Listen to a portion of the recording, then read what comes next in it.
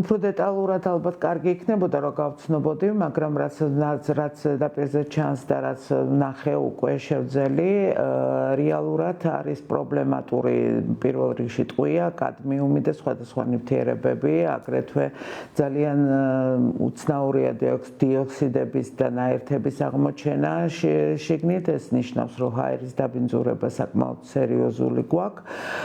ეს დანალექია, რეალურად მათ აიღეს დანალექები და ფაქტიურად ის რაც ვნახეთ ჩვენ ეს ნიშნავდა იმას რომ წლების განმავლობაში ჩვენ გვაქვს ორი ტიპის დაბინძურება რუსთავში არის პირველ რიგში ისტორიული დაბინძურება რომელიც ნიადაგში გარშემო არსებობდა და პარალელურად უკვე დაემატა კიდე დამატებითი დაბინძურების ფონი რომელიც გვაქვს და რამდენიმე წელია უკვე გარემოს დამცველები იბრძვიან რომ რუსთავში ჰაერი იყოს უფრო სუფთა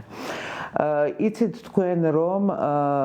ზოგადად ეს ძალიან დიდი პრობლემაა და განსაკუთრებით რუსთავისთვის, იმიტომ რომ ამასთან დაკავშირებით იყო მიღებული სპეციალური გადაწყვეტილებები რუსთავის გეგმაც იყო დამუშავებული ჰაერის გაწმენდასთან დაკავშირებით არის მიღებული ახალი კანონი, რომელიც გარკვეულ ვალდებულებებს და პასუხისგებლობებს აკისრებს საწარმოებს და არის ლაპარაკი იმაზე, რომ ზოგადად მათ ფილტრები უნდა გააკეთონ, განახორციელონ,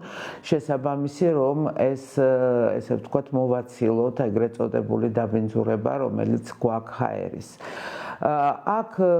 ერთ წელიწადში ან ორ წელიწადში ამის გაკეთება რა თქმა უნდა რთული იქნებოდა, მაგრამ ნებისმიერ სიტუაციაში ჩვენ ახლა ვხედავთ ჩვენთვის პრობლემატურია, რომ ჩვენ არ ვიცით საწყისი მონაცემები, მაგრამ ვიცით უკვე რა დე ფაქტო გვაქვს საკმაოდ სერიოზული დაბინძურება და ზღვრულად დასაშვები კონცენტრაციები ახლა შესაძლებელია იმ ფონურ მდგომარეობაზე რა იყო თავის დროზე და რა მდგომარეობაა დღეს ერთი კვლევა ეს კვლევა რომელიც განგაში ზარს ეხავს და ჩვენ უკვე ვიცით და ვიცოდით რომ დაბინძურება სერიოზული გვაქვს და აუცილებლობაა რომ რაღაცა ღონისძიებების გეგმა უფრო მკაცრი ესე ვთქვათ დაიგეგმოს ქალაქ რუსთავისთვის დიახ და ასევე საკმაოდ საგანგაშო იყო კვლევის ის ნაწილი, რომელიც გვეუბნება იმას, რომ საგანგაშოა რომ საკვე პროდუქტებში დიახ, აი ზუსტად აი ეს უნდა მეხსენებინა, დიახ. ეს საგანგაშოა ცხადია, იმიტომ რომ დანალექი ნებისმიერი ჰაერიდან გამომდინარე გადადის საკვე პროდუქტებზე და ჩვენ და სამწუხაროდ ეს მიმდებარე ტერიტორია კი არის შეფასებული, მაგრამ ზოგადად ლიტერატურიდან და საერთოდ ვიცით, რომ გადაადინება ასეთი დაბინძურებისა შეიძლება 70 კილომეტრ რადიუსშიც ხდებოდეს. ამიტომ ზოგადად არის შესამოწმებელი თითქმის ყველა სოფლის მეურნეობის პროდუქტი, მათ შორის მცენარეებიც კი, იმიტომ რომ ამას ჭირდება უფრო სერიოზული და უფრო ღრმა კვლევები იმისთვის, რომ ჩვენ ვიცოდეთ, მაგრამ ფაქტი ერთია, კვლევაც რო არ გქონდეს, ვიცით რომ ფილტრები და შესაბამისი მოწყობილობები ყველა სახელმწიფო აი ესეთ საწარმოებს უნდა გქონდეთ და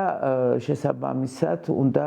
გადაიხედოს რა ფილტრები არის მოხმარებული და ეს არ უნდა იყოს მოჩვენებითი, ეს არ უნდა იყოს მარტო კონკრეტულ ინსპექტორზე გათვლილი, ანუ ვამოწმებთ და უცებ იქ არაფერი არ ხდება. სინამდვილეში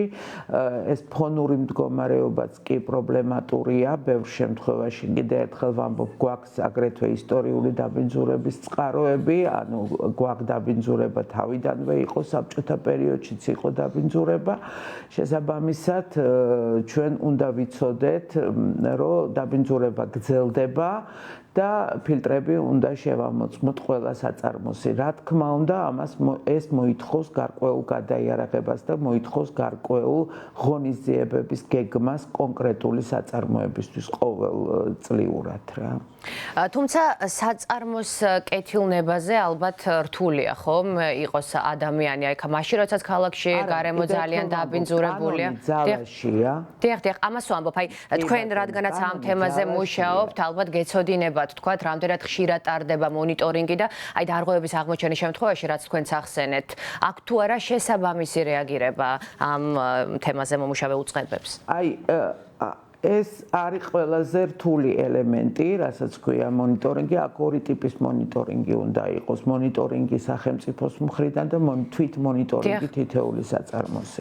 ანუ გვინდა არ გვინდა საწარმოები უნდა გვაწვდიან ინფორმაციას თვითონ როგორ მუშაობენ, რას აკეთებენ, ეს ძალიან სპეციფიური მონიტორინგია, რომელიც უნდა გქონდეს თითოეულ საწარმოს და თითოეული ანგარიშები უნდა ქვეყნდებოდეს, რომ ჩვენ ვიცოდეთ კონკრეტულად რა ნაბიჯები გადადგა საწარმომ. კიდევ ერთხელ ვამბობ, მარტო კეთილნებაზე უკვე აღარ არის, ლაპარაკი არის, რომ კანონი ძალაში შევიდა, 2023-ში იყო მიღებული თუ არ მეშლება და მისი ამოქმედების ვადაც დაწყებულია და შესაბამისად აუცილებლობა დგას, რომ ყველა საწარმო თავიდან ბოლომდე, პატარა თუ დიდი, იყოს შეფასებული, შემოწმებული და გადაიარაღებული.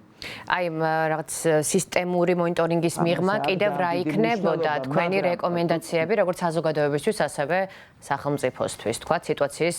გაუმჯობესების თვალსაზრისით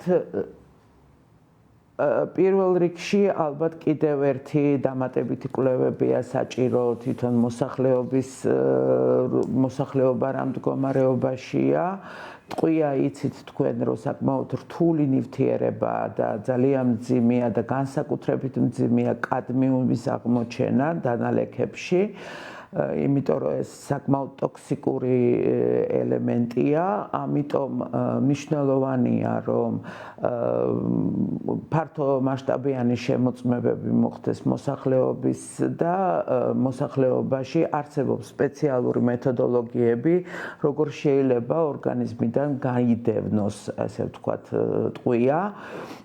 და ეს ცნობილი მეთოდოლოგიებია, ამიტომ აქ უკვე ძალიან სერიოზულად უნდა მივაქციოთ ყურადღება მოსახლეობის ჯანმრთელობას, იმიტომ რომ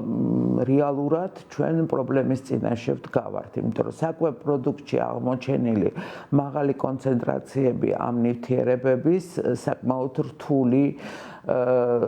რთული ასაქმელია და რა თქმა უნდა პრობლემატურია. ამიტომ